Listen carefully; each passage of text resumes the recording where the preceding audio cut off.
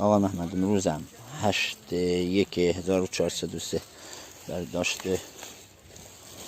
کپیچین بار سوپر سبز بار بدون آفته بار سبز. بچه هم مشغولم به امید خدا. کیفیت بار و سبزی بار واقعا بالاست.